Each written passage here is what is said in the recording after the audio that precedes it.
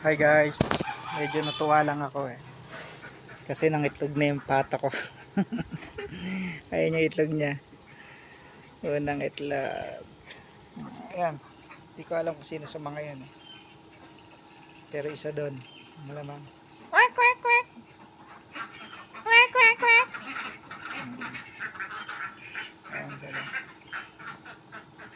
Thank you sa itlog. Yan, yung itlog. Ayos. So kailangan na ng incubator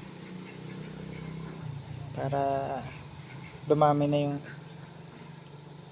itik. Epektibo yung gamot na. Epektibo.